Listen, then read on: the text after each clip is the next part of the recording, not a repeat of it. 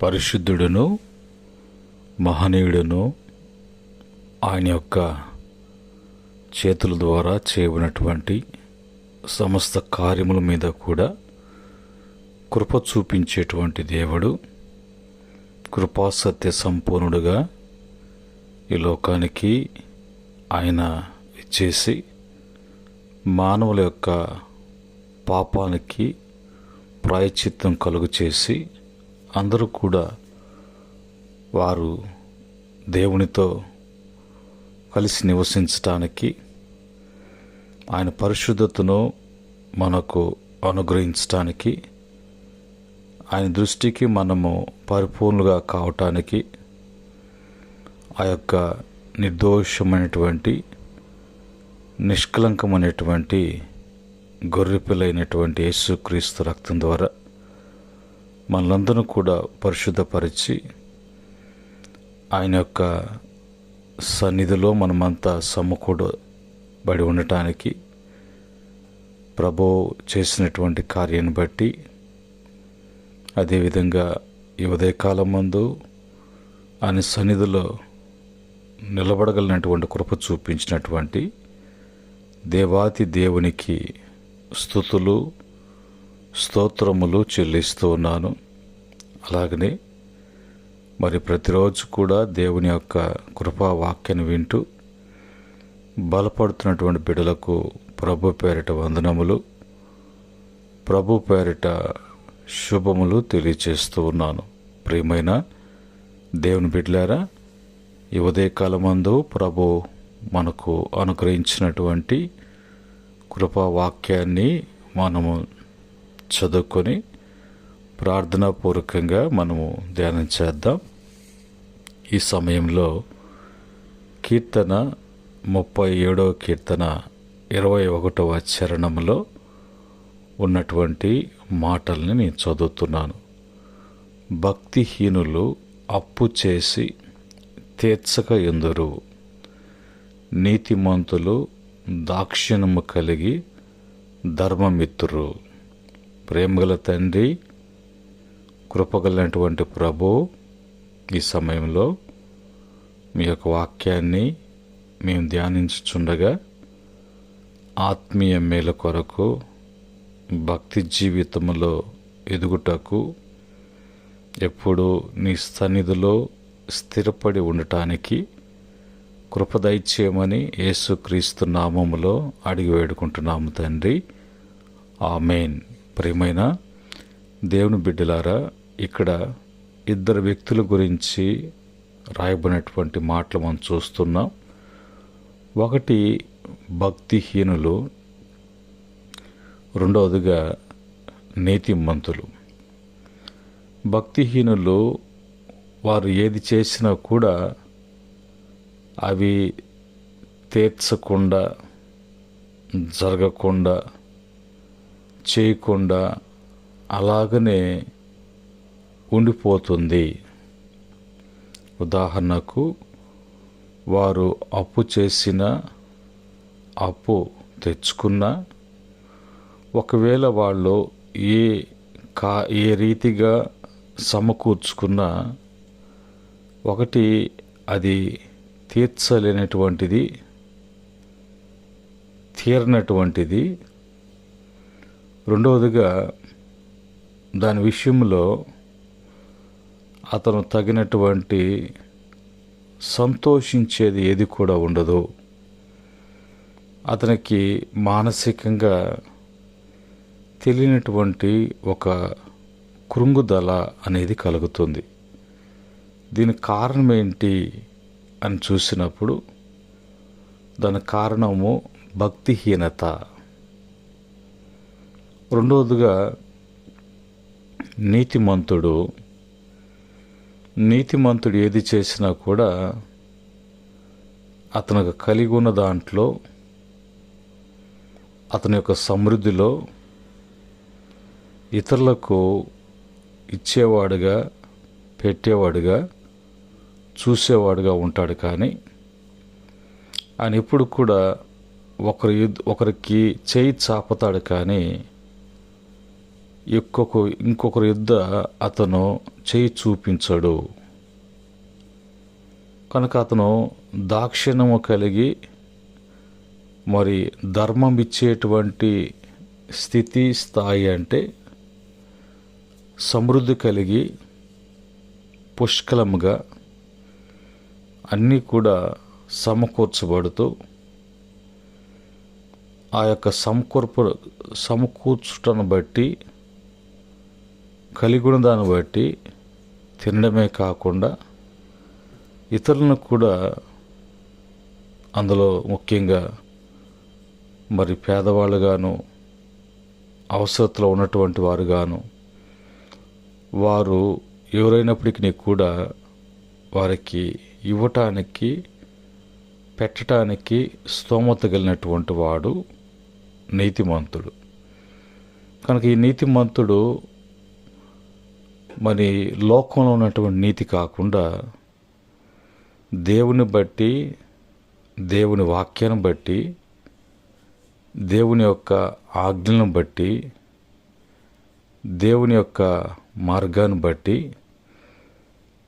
దేవుడు పెట్టిన క్రమాన్ని బట్టి, దేవుని వలనే ధరించుకున్నటువంటి కలిగినటువంటి నీతి కాబట్టి అందులో ఎప్పుడు కూడా మరి ఫలించటము, అభివృద్ధి చెందటము అనేది కనిపిస్తుంది. అయితే భక్తిహీనుడు ఎప్పుడు కూడా దేవునికి దగ్గర కావటము అనేది ఉండదు. కానీ ఎప్పుడు దేవునికి దూరంగా ఉండి బయటనే ఏదేదో ప్రయత్నాలు చేస్తూ దాంట్లో నష్టపోతూ, దాంట్లో పడిపోతూ, దానిలో మరి ఇబ్బంది పడుతూ అనేక విధాలుగా శ్రమ పడేటువంటి పరిస్థితి భక్తిహీనుడికి. కారణము దేవుని యొద్దకు రాడు, దేవునిలో ఉండడు. బైబిల్లో నుంచి భక్తిహీనత అంటే ఏంది, భక్తిహీనత ఎందుకు కలుగుతుంది, భక్తిహీనుని యొక్క ప్రవర్తన విధానము మార్పులేంటి, ఆ భక్తిహీనతను బట్టి కలిగేటువంటి నష్టాలేంటి, అలాగ భక్తిహీనతను బట్టి పాడైనటువంటి ప్రజలెవరు అనే విషయాన్ని దేవుని వాక్యాల నుంచి మనం చూద్దాం.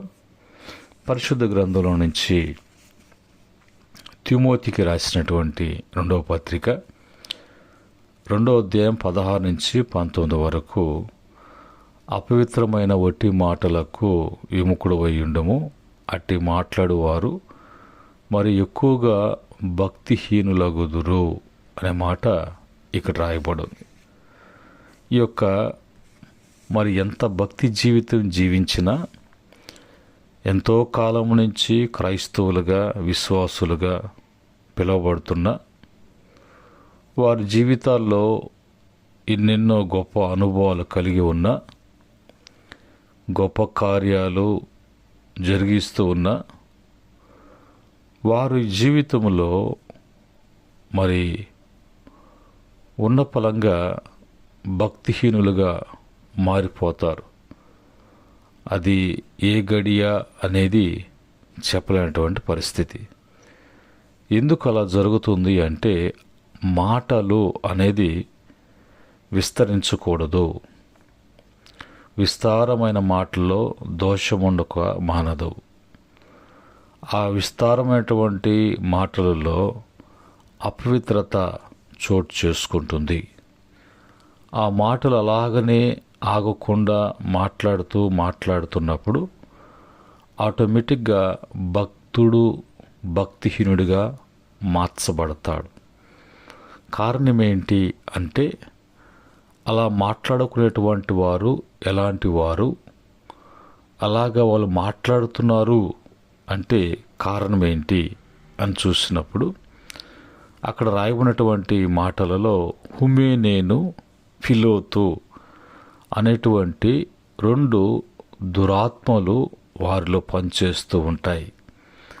అవి ఐగుప్తి వాళ్లకు దేవుళ్ళుగా దేవతలుగా ఆరాధిస్తున్నటువంటి ఆ యొక్క బయలుదేవతలు అవి ఒకరిలోకి ఎంటర్ అయినాయి అంటే అవి వాళ్ళు తెలియకుండానే మాటలు, విస్తారమైన మాటలు కొరుకు పుండు పాకినట్లుగా అలాగనే మాటలు పొడిగిస్తూ మాట్లాడుతూ సంభాషిస్తూ అలాగా వాళ్ళు కబుర్లు చెప్పుకుంటూ చివరికి వాటికి చోటిచ్చి అవి చోటు చేసుకొని అవి వారిలోకి ప్రవేశించి ఆ మాటలను బట్టి వారిలోంచి భక్తి లేకుండా పూర్తిగా బలహీనులు కాబడే కొలది వారిలో భక్తిహీనత చోటు చేసుకొని ఆ విధంగా వాళ్ళు మరి తమ యొక్క ఆత్మీయ జీవితాన్ని, భక్తి జీవితాన్ని, పరిశుద్ధమైనటువంటి జీవితాన్ని, విశ్వాసము కలిగినటువంటి జీవితాన్ని, దేవుని యందు భయభక్తి కలిగినటువంటి జీవితాన్ని, భక్తి శ్రద్ధలు అనేవి ఏవి లేకుండా పోతాయి. ఇది మరి భక్తిహీనుడు కావటానికి ఎందుకు భక్తిహీనుడు అవుతున్నాడు? ఈ భక్తిహీనుడికి మరొక పేరు కూడా ఏమని ఉంటుందంటే దుర్మార్గులు, దుష్టులు అని కూడా వారికి నామకరణము అనేది చేయబడుతుంది. అలాగనే రెండవదిగా ఆ భక్తిహీనుని యొక్క ఒకవేళ సంతానమై ఉండొచ్చు, భక్తిహీనతను బట్టి అతని ప్రవర్తన ఎలాగుంటుంది అంటే కీర్తన 58వ కీర్తన 3వ చరణములో తల్లి కడుపున పుట్టిన మొదలుకొని భక్తిహీనులు విపరీత బుద్ధి కలిగి ఎందురు, పుట్టిన తోడనే అబద్ధములాడు తప్పిపోదురు అని రాయబడింది. కనుక వాళ్ళు కడుపులో పుట్టిన మొదలుకొని నుంచి తల్లిదండ్రుల భక్తిహీనతను బట్టి బిడ్డలు కూడా అలాంటి మరి నడవడికే ఉంటుంది. కాబట్టి వారు విపరీతమైనటువంటి బుద్ధి కలిగి వాళ్ళు పుట్టిన తోడనే అబద్ధములాడుతూ తప్పిపోయేటువంటి వారుగా ఉంటారు. కనుక వాళ్ళ జీవితంలో నిలకడ అనేది ఏమాత్రం కూడా ఉండదు. రెండవదిగా యోబు గ్రంథము 20వ అధ్యాయము 4వ చరణములో దుష్టులకు విజయము కొద్ది కాలముండును, భక్తిహీనులకు సంతోషము ఒక్క నిమిషం మాత్రమే ఉండును. కనుక వాళ్ళ జీవితంలో విజయము లేదు, వాళ్ళ జీవితంలో సంతోషము లేదు, శాశ్వతమైనటువంటివి ఏవి కూడా లేవు. అది మరి కొద్ది కాలము, నిమిషం మాత్రమే. దానికి వాళ్ళు ఎంతో మరి ప్రయాసపడి నానా విధములైనటువంటి వారు క్రియల చేత ఆ విధంగా సాధించాము అనుకుంటారు. కానీ వారిలో ఏది కూడా లేకుండా వెళ్ళిపోతుంది. మూడవదిగా 119వ కీర్తన 155వ వచనములో భక్తిహీనులు నీ కట్టడలను వెదుకుటలేదు కనుక రక్షణ వారికి దూరముగా నున్నది. మూడవదిగా వారికి రక్షణ అనేది లేకుండా పోతుంది. భక్తిహీనునికి రక్షణ లేదు. రక్షణ లేకుండా పోవటానికి కారణము వారి యొక్క మరి భక్తిహీనత కారణం. ఆ భక్తిహీనత ఏం తెచ్చిపెడుతుంది అంటే దేవుని యొక్క కట్టడలను వెదకటం కానీ అనుసరించటం కానీ వారి జీవితాలలో ఉండదు. కనుక వారికి మరి ఆ కట్టడలు, విధులు వారికి మరి ఒక గొప్ప రక్షణలో ఉన్నట్లుగా రక్షణ కల్పించేటువంటి ఆయన కట్టడలు, ఆయన ఆజ్ఞలు, ఆయన విధులు, ఆయన సత్యములు, ఆయన కట్టడలను వారు వెదకరు, వాటి గురించి ఆలోచించరు. ఎంతసేపు వాళ్ళు వెదకటం లేదు అంటే వాళ్ళు ఏదో ఎదుక్కుంటున్నారు అన్నట్టుగా వారి యొక్క స్వలాభం కొరకు, వారి యొక్క ఆశయాలు అనుకునే విధముగా తీర్చుకోవటానికి చేసేటువంటి ప్రయత్నాలలో మరి వాళ్ళు ఉంటారు. కాబట్టి అందును బట్టి అది దేవునికి దూరంగా ఉండి, ఒకవేళ దేవునికి వ్యతిరేకంగా ఉండి చేసేటువంటి కార్యాలు కాబట్టి వారికి దేవుని వలన కలిగేటువంటి రక్షణ అనేది లేకుండా పోతుంది. ప్రసంగి గ్రంథము 8వ అధ్యాయం 13వ వచనం ప్రకారంగా భక్తిహీనులు దేవుని సన్నిధిని భయపడరు కనుక వారికి క్షేమము కలుగుదని, వారు నీడ వంటి దీర్ఘాయువును మరి పొందుదురు. దీర్ఘాయువు వారు పొందక పోదురని ఎరుగుదును అని అంటాడు. భక్తిహీనులు దేవుడన్నా, దేవుని సన్నిధి అన్నా వాళ్ళకి భయము లేకుండా ప్రవర్తిస్తూ ఉంటారు. మనం కూడా చూస్తూ ఉంటాం, సంఘాలలో, సహవాసములలో వారు ఎప్పుడు కూడా దేవునికి భయపడినటువంటి వారైతే వాళ్ళ యొక్క మాట, ప్రవర్తన విధానము చాలా మరి తేడాగా ఉంటుంది. అంటే దేవుని యొక్క మరి పెట్టినటువంటి క్రమాన్ని బట్టి ఉంటుంది. అయితే భక్తిహీనులు దేవుని మందిరము అనేది భయము లేక వారు బయట లోకములో, సమాజములలో, ఆయా స్థలాల్లో ఉండి మరి వాళ్ళకున్నటువంటి ఆ యొక్క విపరీత బుద్ధి, ఆ విపరీతమైనటువంటి మాటలు అనేది దేవుని యొక్క సన్నిధిలో కూడా అలాగనే చేస్తారు. బైబిల్ చెప్పేది వాళ్ళకి భయము లేక, భయపడక దేవునికి వారు అలాగా చేస్తున్నారు కనుక వాళ్ళకి క్షేమం అనేది కలగదు. వారి యొక్క మరి జీవితము నీడ వంటి దీర్ఘాయువు కలిగినటువంటి వారుగా మరి వాళ్ళు ఉంటారు అన్నట్టుగా.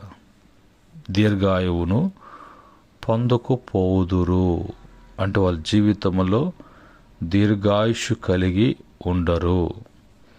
వారి జీవితము నీడ వంటిది.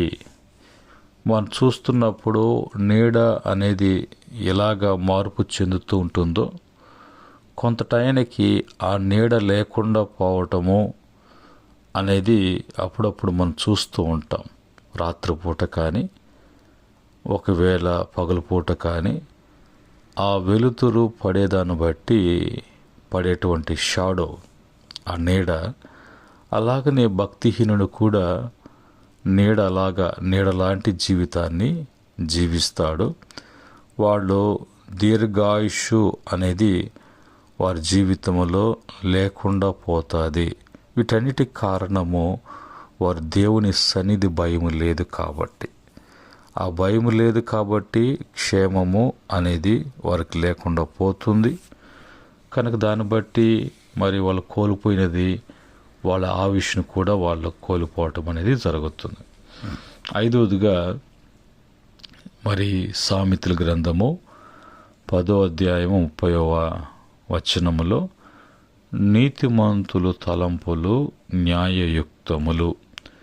నీతిమంతులు ఏది చేసినా కూడా అందులో న్యాయం ఉంటుంది, సత్యం ఉంటుంది. భక్తిహీనులు చెప్పే ఆలోచనలు మోసకరములు. భక్తిహీనులు ఏది చెప్పినా, ఏది చేసినా అందులో మోసము, దగ, కుట్ర, కుతంత్రాలు అలాంటివి వారిలో ఉంటాయి. కాబట్టి అవే వాళ్ళు ఆలోచన చేస్తూ ఉంటారు, అదే మాటల్ని ఆలోచన చెప్తూ ఉంటారు. అయితే నీతిమంతుల యొక్క తలంపులలో కూడా చెడు అనేది లేకుండా, ఆ తలంపుల్లో కూడా వారు న్యాయము కలిగినటువంటి వారు ఉంటారు. కాబట్టి వారు ఎన్నడూ కూడా కదల్చబడరు. పచ్చని చిగురు పెట్టేటువంటి మరి చెట్టు ఏ విధంగా చిగురు పెడుతుందో అలాంటి పచ్చని చిగురు కలిగినటువంటి వారుగా, అలాగ వారి జీవితాలలో మరి దేవుని యొక్క మంచి మేలు నీతిమంతులకు కలుగుతుంది. భక్తిహీనులకు అలాగా కలగకుండా పోతుంది. చివరకు వచ్చిన తర్వాత అలాగనే తమ జీవితము సరి చేసుకోకుండా, సరిదిద్దుకోకుండా అలాగనే భక్తిహీనత అనే గుడ్డితనం కలిగి ముందుకు పోతూ ఉంటే ప్రభు అనేక అవకాశాలు కల్పించిన ఆ అవకాశాలనే వాళ్ళు వినియోగించుకోకుండా అదే చీకటి జీవితము, ఆనంద జీవితం అంటే కలిగేటువంటి ఫలములు, వాళ్ళకు కలిగేటువంటి ప్రయోజనాలు ఎలాగుంటాయి భక్తిహీనతను బట్టి అని చూసినప్పుడు ప్రసంగి 8:13 ప్రకారంగా వారి జీవితాల్లో క్షేమం అనేది ఏది లేకుండా పోతుంది. యోబు గ్రంథము 8వ అధ్యాయము 11 నుంచి 13 వరకు వారి యొక్క ఆశ అనేది భంగమైపోతుంది లేక పాడైపోతున్నది. మూడవదిగా మరి కీర్తన 32వ కీర్తన 10వ చరణం ప్రకారంగా అనేక వేదనలు వారి జీవితాల్లో ఉంటాయి. వాళ్ళ జీవితకాలం అంతా కూడా అలాగనే కొనసాగిస్తూ ఉంటే వేదన పడాల్సినటువంటి పరిస్థితి వాళ్ళకు కలుగుతుంది. నాలుగవదిగా యోబు గ్రంథం 36:6 ప్రకారంగా వారికి ఎలాంటి కాపుదల అనేది లేకుండా పోతుంది. వారు మరి కాపుదల లేకుండా పోవటమే కాకుండా నిర్మూలమవుతారు అనే మాట కూడా కీర్తన 37వ కీర్తన మరి ఉన్నటువంటి 28వ వచనములో చరణంలో ఆ మాట ఉంది. ఐదవదిగా ఇంటి మీద దేవుని ఆశీర్వాదం కాకుండా ఇంటి మీద శాపము అనేది తెచ్చుకుంటారు. సామెతల గ్రంథము 3:33 ప్రకారంగా 6 వారు స్థిరపరచబడరు, దేశములో వారు నివసించరు. సామెతలు 12:3, సామెతలు 10:30లో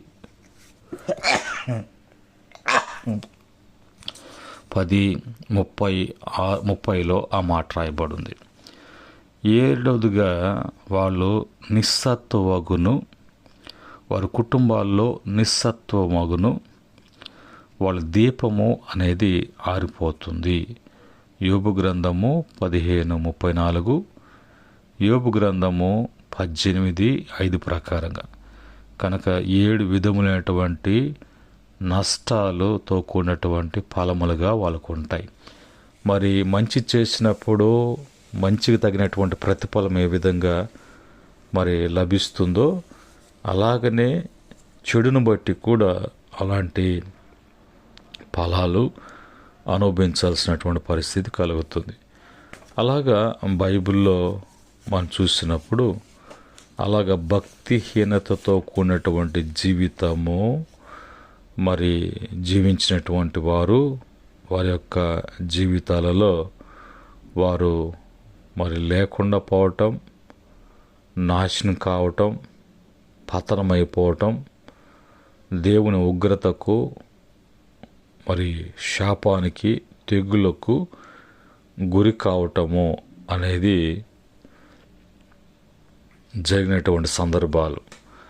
యెహోషువపాతు 2వ దినవృత్తాంత గ్రంథాలు 19:2 ప్రకారంగా అలాగా భక్తిహీనతను బట్టి పాడైనట్లుగా సొదొమ గొమొరం వారి యొక్క పతనము అనేది ఎలాగ జరిగింది అంటే అగ్ని చేత వారు అంతా కూడా నాశనం చేయబడ్డం. 2వ పేతురు పత్రిక 2వ అధ్యాయం 6వ వచనం ప్రకారంగా నోవహు కాలములో వారి యొక్క భక్తిహీనతను బట్టి వారు మరి ఏ విధంగా నాశనం చేయబడ్డారు, ఎంత అవకాశం ఇచ్చినా కూడా మార్పు తెచ్చుకోలేదు. కనుకనే వారు నీటి జలమయం ద్వారా వారు నాశనం కాబడ్డారు. అలాగనే నినివే పట్టణస్థులు కూడా అలాంటి సందర్భము వచ్చినప్పుడు ప్రవక్త అయినటువంటి యోనా ద్వారా వారికి బోధించబడినటువంటి దేవుని యొక్క సత్యవాక్కును బట్టి వారిలో మరి ఆ నినివే పట్టణస్థులందరూ కూడా వాళ్ళు దేవుని సన్నిధిలో పశ్చాత్తాపడినట్లుగా, ప్రభు సన్నిధిలో వారు దుఃఖపడినట్లుగా, తమ తప్పును తెలుసుకొని వారు తిరిగి ప్రభు వైపు తిరిగినట్లుగా, అందును బట్టి దేవుని యొక్క కనికరం పొందుకొని వారు తిరిగి బాగుపడినట్లుగా, దేవుడు వాళ్ళని బాగు చేసినట్లుగా మనం చూడగలం. యోనా గ్రంథము 3వ అధ్యాయం 4-10 వరకు. బైబిల్లో అననీయ, సపీరా, అపోస్తుల కార్యము 5వ అధ్యాయం 1-10 వరకు వారు మంచి భక్తి జీవితాన్ని జీవించారు. మంచిగా అపోస్తులు యొక్క బోధ విన్నారు. మంచి ఆలోచన కలిగినటువంటి వారు ఉన్నారు. మంచి తీర్మానం చేసుకొని దేవుని సన్నిధిలో వాళ్ళు నిలబడ్డారు. అయితే సాతానుకి వాళ్ళ హృదయాలలో చోటు ఇచ్చినట్లుగా, సాతాను చేత ప్రేరేపించబడినటువంటి వారుగా వారు దేవుని ఆత్మను మరి మోసగించినట్లుగా, దేవుని ఎదుటే వాళ్ళు అబద్ధములు మాట్లాడినట్లుగా, ఆ సందర్భాన్ని బట్టి ఇద్దరు కూడా మరి మరణించినట్లుగా, మరణం తెచ్చుకున్నారు, మరణపాత్రులుగా మార్చబడ్డారు. కనుక మన జీవితంలో ఇది ఏది కూడా జరగకుండా, ఇలాగ కాకుండా ఉండటానికే యేసు ప్రభు వారు ఈ లోకానికి కృపాసత్య సంపూర్ణుడిగా వచ్చి మన పాపములకు ప్రాయశ్చిత్తము చేసి మరణ పునరుద్ధానముల ద్వారా ఆయన యొక్క మరణ బలియాగము ద్వారా మానవ కోటికి ఆ యొక్క భక్తిహీనత, బలహీనత నుంచి విడిపించబడి వాక్యాన్ని బట్టి కలిగేటువంటి విశ్వాసాన్ని బట్టి ప్రతి ఒక్కరు కూడా దేవుని యందు భయభక్తులు కలిగి జీవించేటువంటి జీవితం, అది మాదిరిగా ప్రభు చూపించి ఆయన నడిపించినటువంటి ఆ యొక్క కృపగలిగినటువంటి నామములో ఈరోజు అందరం కూడా దేవుని యొక్క బిడ్డలుగా, దేవుని యొక్క భక్తులుగా, దేవుని యొక్క స్వాస్యముగా మనమంతా కూడా ఉండటానికి, వర్ధిల్లటానికి కృప చూపించినటువంటి దేవుడు. కనుక ఈ మాటలను బట్టి మనల్ని మళ్ళీ ఒక్కసారి సరి చేసుకోవటానికి, మరొకసారి సరిదిద్దుకొని ప్రభు ఎదుట మన భక్తి యందు పరీక్షించుకునేటువంటి అవకాశము ప్రభు మనకు కల్పించి ఉండగా, ఈ సమయాన్ని వ్యర్థం చేసుకోకుండా ప్రభు ఎదుట సరి చేసుకున్నటువంటి భక్తులుగా తిరిగి ఆయన యొక్క ఆశీర్వాదానికి పాత్రులుగా ఉండటానికి దేవుని యొక్క సహాయము ప్రతి బిడ్డకు కూడా అందించబడునుగాక. ఆమెన్. పరిశుద్ధుడైనటువంటి మా తండ్రి, మహనీయుడా, మా యొక్క జీవితాల్లో పైకి భక్తి అనుకుంటున్నాం, కానీ లోపల ఉన్నటువంటి భక్తిహీనత కనబడినటువంటి కారణాలను బట్టి ఆ భక్తిహీనత అనేది లోపల ఉంచుకొని భక్తి ముసుగులో మేము మోసపోతున్నామని, మోసగించబడుతున్నామని ప్రభా మరి వాక్యాన్ని బట్టి తెలుసుకొని జాగ్రత్త పడటానికి ఇచ్చినటువంటి హెచ్చరికలను బట్టి, తెలియచేసిన నీ మాటలను బట్టి స్తుతిస్తున్నాం.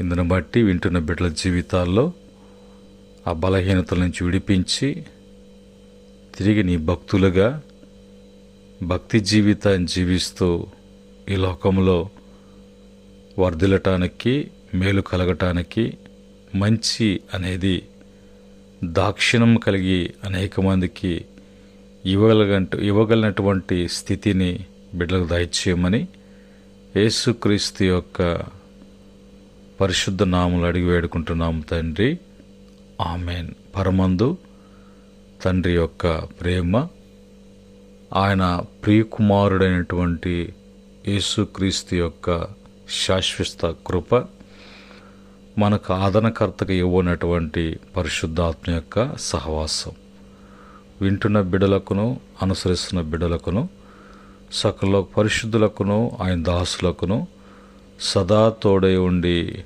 నడిపించునుగాక. ఆమెన్. దేవుడు మిమ్మలను, మీ కుటుంబాలను కలిగిన యావత్తును కూడా దీవించి వర్ధిలింప చేయునుగాక. మీకందరూ కూడా దైవాశీస్సులు కలుగునుగాక. ఆమెన్.